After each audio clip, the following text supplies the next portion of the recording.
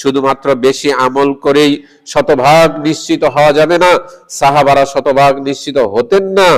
আসসালামু আলাইকুম ওয়া রাহমাতুল্লাহি ওয়া বারাকাতুহু। আলহামদুলিল্লাহি রাব্বিল আলামিন ওয়াসসালাতু ওয়াসসালামু আলা সাইয়্যিদিনা মুহাম্মদ ওয়া আলা আলিহি ওয়া আসহাবিহি আজমাইন।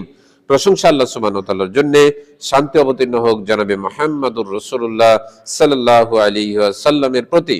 রমজান মাস চলে এসেছে, আমরা সিয়াম পালন করব, আমরা সালাত আদায় করব, আমরা যাকাত আদায় করব, আমরা আল্লাহ সুবহানাহু ওয়া তাআলার পথে দান করব, আমরা কোরআন তেলাওয়াত করব। এত ইবাদত করেও 100% নিশ্চিত হওয়া যাবে না যে আমাদের এই ইবাদতগুলো কবুল হচ্ছে, আমরা এই ইবাদত দিয়ে আল্লাহ সুবহানাহু ওয়া তাআলার ক্ষমা লাভ করতে পারবো। সাহাবারা কখনোই ইবাদত করে 100% নিশ্চিত হতেন না।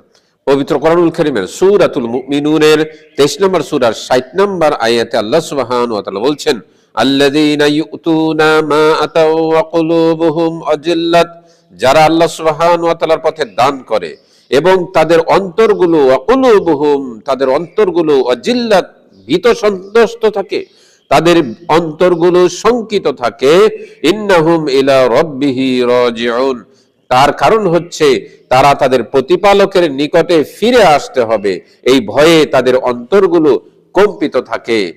যারা নেক আমল করে, যারা শিরিক করে না, যারা আল্লাহ সুবহানাহু ওয়া তাআলাকে ভয় করে, যাদের অন্তর আল্লাহ সুবহানাহু ওয়া তাআলার ভয়ে কম্পিত থাকে, তারা এই আয়াতের অন্তর্ভুক্ত হবে। শুধুমাত্র বেশি আমল করেই শতভাগ নিশ্চিত হওয়া যাবে না। সাহাবারা শতভাগ নিশ্চিত হতেন না।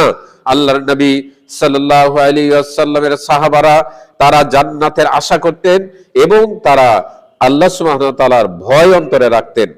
ওমর ইবনুল খাত্তাব, যিনি ছিলেন একজন সাহাবী, যিনি ছিলেন জান্নাতের সুসংবাদ প্রাপ্ত, যার সম্পর্কে নবী মুহাম্মদ সাল্লাল্লাহু আলাইহি ওয়াসাল্লাম বলেছিলেন, আমার পরে যদি কেউ নবী হয় তাহলে নবী হতো ওমর। সেই ওমর আল্লাহ সুবহানাহু ওয়া তাআলাকে কতটুকু ভয় করতেন। ওমর রাদিয়াল্লাহু তাআলা আনহু বলেছিলেন, লাউ নারা মুনাদিন মিনাস সামাই ইন্নান নাস কুল্লুহুম ফিল জান্নাত ইল্লা রাজুলান ওয়াহিদান লা খিফতু আন আকুনু আনা হুয়া। ওমর রাদিয়াল্লাহু তাআলা আনহু বলেছিলেন, যদি আকাশ থেকে কোনো ঘোষক ঘোষণা করে দুনিয়ার প্রত্যেকটি ব্যক্তি জান্নাতে যাবে, ইল্লা একজন ব্যতীত, একজন ব্যক্তি ব্যতীত সবাই জান্নাতে যাবে, তাহলে আমি ভয় করতাম যেন ওই ব্যক্তিটি আমি না হই, সেই একজন যেন আমি না হই, এত ভয় করতেন ওমর রাদিয়াল্লাহু তাআলা আনহু। সুবহানাল্লাহ, তারা এত ইবাদত করতেন, শিরিক করতেন না। নবী মুহাম্মদ সাল্লাল্লাহু আলাইহি ওয়াসাল্লামের জান্নাতের সুসংবাদ প্রাপ্ত সাহাবী, তারা আল্লাহ সুবহানাহু ওয়া তাআলাকে ইবাদত করার পরেও এত ভয় করতেন। তাহলে আমরা ইবাদত করে কেন শতভাগ নিশ্চিত হব? আমাদেরকে আল্লাহ সুবহানাহু ওয়া তাআলাকে ভয় করতে হবে। আল্লাহ সুবহানাহু ওয়া তাআলা কি আমাদের ইবাদতগুলো কবুল করছেন?